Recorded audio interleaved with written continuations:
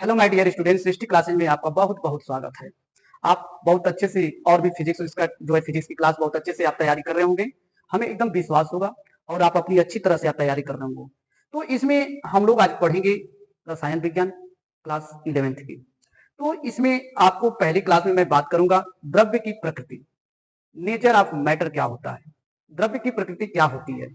तो द्रव्य पहले हम पढ़ेंगे कि द्रव्य क्या होता है, द्रव्य का निर्माण कैसे हुआ और द्रव्य का निर्माण कैसे किन कणों से मिलकर के ये बना है, और प्राचीन काल में जो है कैसे हमारा ये उत्पत्ति हुआ है द्रव्य का, और यूनानी दार्शनिक थे और रोम के दार्शनिक थे, ये कैसे इन लोगों ने अपना ये प्रस्तुत किया था।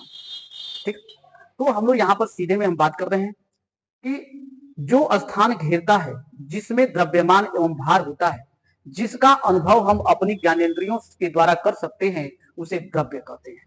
उसे क्या कहते हैं? द्रव्य कहते हैं। अब द्रव्य में क्या आ जाएगा? पेन आ जाएगा, आपका पुस्तक आ जाएगा, मकान भी आ जाएगा, जल भी आ जाएगा, वायु भी होगा, और भी तमाम प्रकार के आपकी पृथ्वी पर मौजूद हैं। सभी क्या है? द्रव्य से ही निर्माण है। किससे निर्माण है? द्रव्य से ही निर्माण है।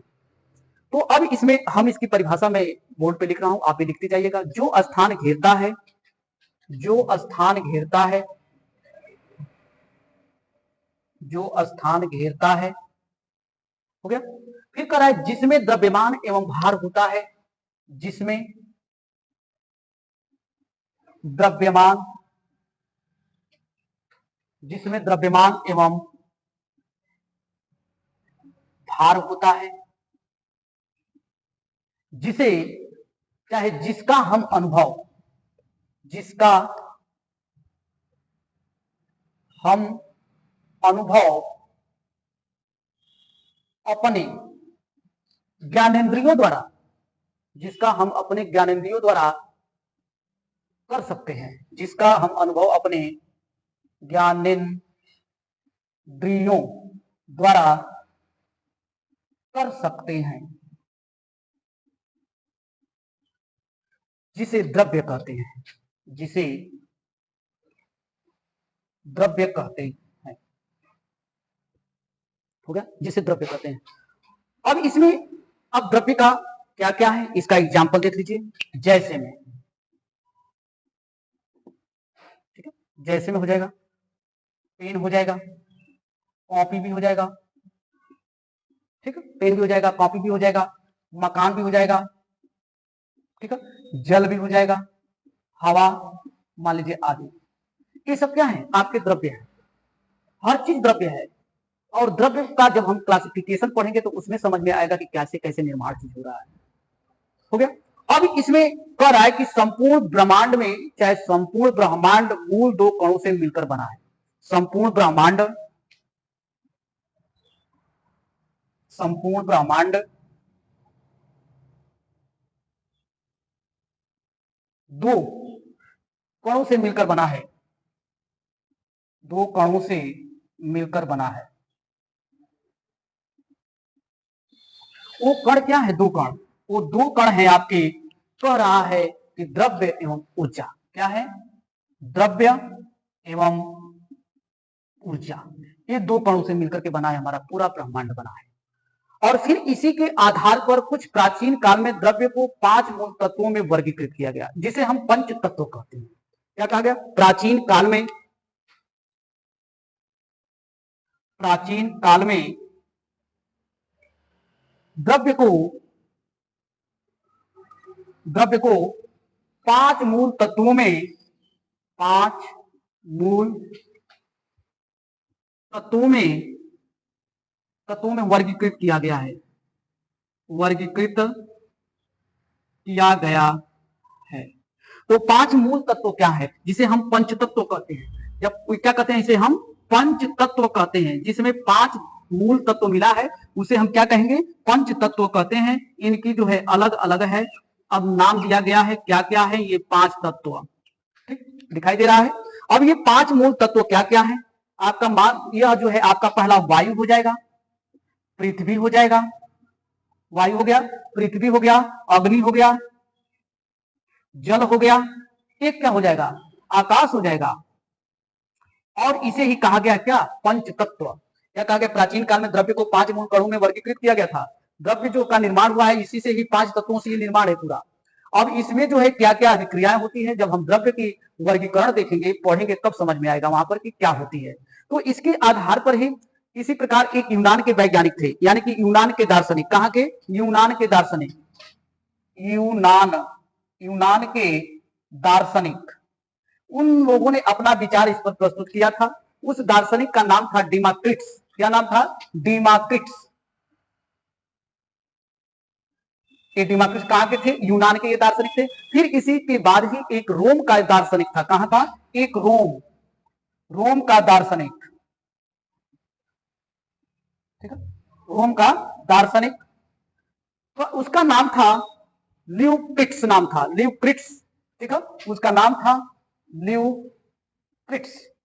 इसने जो है अपना द्रव्य पर अपना विचार प्रस्तुत किया था कि ये सब जितने भी ये कर रहे हैं यही दोनों अपना विचार प्रस्तुत किए थे कि किस प्रकार से विचार को प्रस्तुत किया जाएगा। अब इसी तरह से परिभाषित किया गया, किसके द्वारा, यूनान और रोम के द्वारा कहा गया कि द्रव्य असतत है। द्रव्य क्या है, असतत है, अर्थात द्रव्य अति सूक्ष्म अविभाजित कणों जिन्हें परमाणु कहते हैं। क्या कहते हैं, परमाणु कहते हैं। अब परमाणु का भी निर्माण हो गया यहाँ पे, जिसे न तो काट सकते हैं न तो काटे जाने वाला। परमाणु को काट सकते हैं, नहीं काट सकते हैं, परमाणु नहीं कटेगा उसका। जब हम इसमें कहा गया है कि द्रव्य, देखिए मैं यहां पर इसको नोट डाउन कर दे रहा हूं परिभाषा, कि द्रव्य असतत है। द्रव्य क्या है, असतत है, अर्थात द्रव्य, अर्थात द्रव्य दिखाई दे रहा है, कट नहीं रहा है, चलिए ठीक है। द्रव्य अति सूक्ष्म, द्रव्य अति सूक्ष्म अविभाजित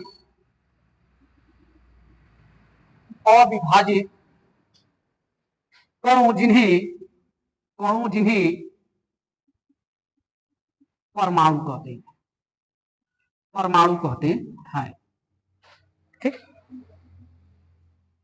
यानी कि अविभाजित कणों से बना है, ऐसे लिखेगा, अविभाजित कणों से बना है जिन्हें परमाणु कहते हैं। अब देखिए परमाणु का शब्द कहां से लिया गया है, परमाणु किस भाषा से लिया गया है, परमाणु का जो भाषा निकल के आ रही है उसका अर्थ क्या है।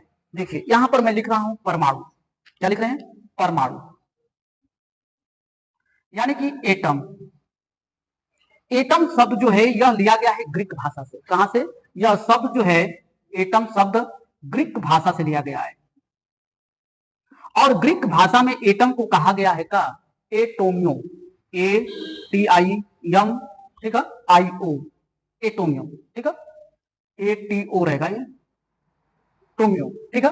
अब इस टोमियो का अर्थ होता है न काटा जाने वाला।